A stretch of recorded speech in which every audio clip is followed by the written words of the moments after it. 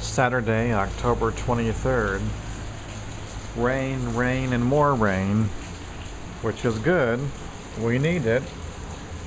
But it's dropped it down into the 60s. We were supposed to be in the 80s today, so I'm not so sure this is what the weatherman was predicting.